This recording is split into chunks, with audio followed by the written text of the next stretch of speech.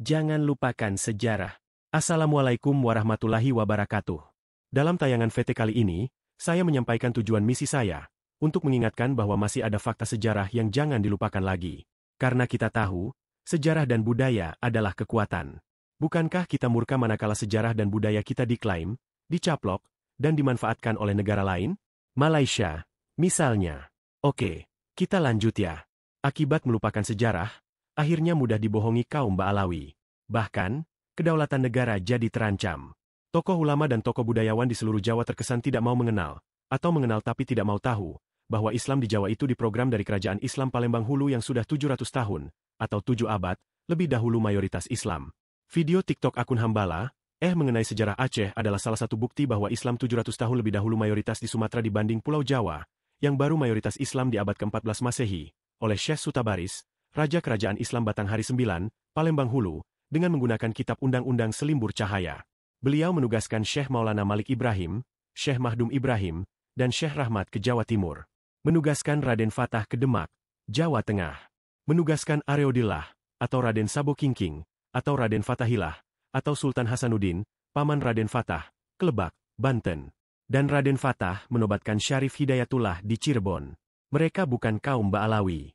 Bukan kaum Masyihid Dajjal dari Tarim itu. Kerajaan Islam pertama adalah Kerajaan Siguntang Mahameru dengan rajanya, Si Gentar Alam, di abad ke-7 Masehi. Beliaulah Bapak Nusantara I. Islam dibawa oleh kafilah Abdullah bin Mas'ud yang diutus Nabi Muhammad SAW ketika beliau berusia 55 tahun. Selat Malaka hanyalah jalur masuk kafilah tersebut, bukan tujuan utama. Selat Malaka adalah pelabuhan internasional milik Kerajaan Sriwijaya. Tujuan utama kafilah Abdullah bin Mas'ud adalah Kerajaan Sriwijaya, yang saat itu sudah jatuh ke tangan Shailendra. Maka, Trah Iskandar Zulkarnain yang bukan beragama Buddha langsung berubah menjadi Kerajaan Islam Siguntang Mahameru. Ketahuilah, Kerajaan Islam Lamuri berdiri menjadi kerajaan baru di abad ke-9 Masehi. Jauh sebelumnya, telah berdiri Kerajaan Islam Melayu Jambi di abad ke-8 Masehi, 100 tahun lebih dahulu dari Kerajaan Shailendra Tribuana Raja Dharmasraya, yang baru mengalahkan Kerajaan Sriwijaya kala itu. Namun, mereka tidak dapat bertahan lama karena rakyat Jambi saat itu sudah mayoritas memeluk Islam Nabi Muhammad SAW, yang merupakan penyempurna agama Islam Nabi Ibrahim AS dan Nabi Nuh AS. Agama ini adalah asal dari seluruh semenanjung Sumatera sebelum datangnya penyempurnaannya melalui Nabi Muhammad SAW. Oleh karena itu, Islam di seluruh semenanjung Sumatera bukanlah agama asing seperti di Mekah, dari keturunan Habil yang jahiliyah.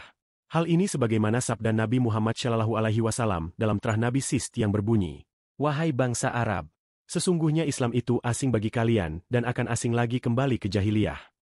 Dan ketahuilah, mereka benar-benar telah kembali ke jahiliyah, yakni menganut agama Wahabi Zionis yang berkiblat ke Jabal Habsyi, tempat hadirnya Dajjal bermata satu, dan kini telah dibangun istananya di puncak Jabal Habsyi. Monumen Zionis dan atribut Zionis menjadi lambang pemerintahan kerajaan Bani Saud. Saudaraku, perhatikanlah, adakah tokoh agama atau budayawan yang dalam ceramah atau pidatonya menyebut tentang Nusantara I dan Nusantara II? Tidak ada, kecuali dalam bentuk obrolan biasa. Mereka langsung menyebut Nusantara secara global, bukan secara historis. Kenapa demikian? Ada apa? Apakah sengaja ingin mengaburkan sejarah, seperti yang dilakukan kaum Ba'alawi demi ambisi duniawinya?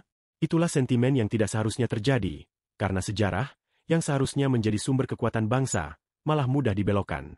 Dan itu kini terjadi akibat keberadaan kaum Ba'alawi yang ditugaskan Belanda dan mengklaim bahwa seluruh Pulau Jawa tidak akan mengenal Islam kalau bukan karena Bani Ba'alawi. Mereka juga mengklaim bahwa Indonesia tidak akan merdeka kalau bukan karena Bani Ba'alawi. Akibatnya, tokoh-tokoh di Jawa mungkin melupakan sejarah demi mewujudkan isu sentrisme dalam tujuan sosial politik. Kini, sengaja atau tidak, Jawa sentrisme sangat mengkristal, hingga muncul kesan bahwa yang paling utama dan mulia adalah orang Jawa. Mungkin ini ketularan cara berpikir kaum Ba'alawi. Faktanya, hanya masyarakat awam di Pulau Jawa yang mudah direkrut oleh kaum Ba'alawi. Apakah tokoh-tokoh bangsa ini sering membicarakan sejarah terbentuknya Nusantara I dan II di televisi, atau dalam ceramah keislaman? Tidak, tidak sama sekali. Bahkan, hingga masa kini, pembahasan tentang klan Ba'alawi pun tidak disentuh. Jarang terdengar jasa Syekh Maulana Malik Ibrahim, Syekh Mahdum Ibrahim, dan Syekh Rahmat disebutkan, kecuali Sunan Kalijaga yang sering diangkat. Ada apa gerangan? Akibatnya, sekelompok masyarakat pro-Habaib menyatakan bahwa tokoh Habib Anullah yang mengislamkan Madura dan Jawa Timur. Semoga VT saya kali ini dapat mengingatkan kita akan pentingnya sejarah secara kafah, terutama tentang apa dan bagaimana sejarah Nusantara, siapa tokoh Nusantara satu itu, dan bagaimana terjadinya Nusantara. Agar kita tidak terkotak-kotak dan tidak menampilkan satu suku, seperti suku Jawa, seolah lebih utama dari yang lain. Ingatlah fakta sejarah Islam di Jawa. 5 kafilah utusan Nabi, di antaranya Sa'id bin Abi Waqqas, diutus Nabi pada tahun kedua Hijriah, abad ke-7 Masehi. Abdullah bin Mas'ud, diutus Nabi ke Sumatera, Sriwijaya.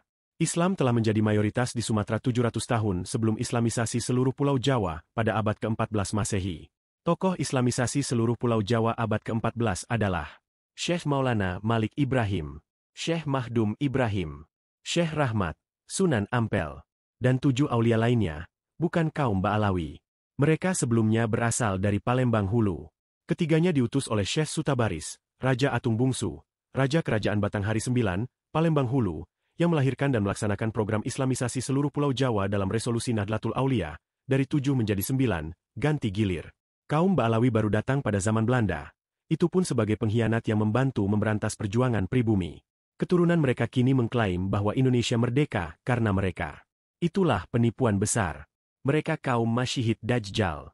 Mereka mengaku cucu Nabi hanya untuk meraup keuntungan. Mereka justru adalah musuh Nabi Muhammad Shallallahu Alaihi Wasallam, karena Nabi mereka adalah Muhammad Al-Faqih Al-Muqaddam, dan mereka menunaikan haji serta umrah ke Ka'bah palsu di kota Tarim. Untuk itu, janganlah kita bodoh dan membiarkan diri dibodohi oleh Bani Ba'alawi, ahli syirik, penyembah foto dan kuburan. Mereka membuat kuburan palsu untuk dijadikan pundi-pundi uang. Mereka memeras pimpinan pondok pesantren, meminta jasa Nabi, meminta wanita, dan mengubah masjid menjadi tempat joget ala Yahudi. Perbuatan maksiat dan cabul mereka di tengah masyarakat sudah terbongkar. Nauzubillah. Usir mereka jika tidak mau bertobat. Toh mereka tidak punya tanda kewarganegaraan Indonesia juga. Allahumma shalli ala Sayyidina Muhammad wa ala alihi wa ashabihi ajmain.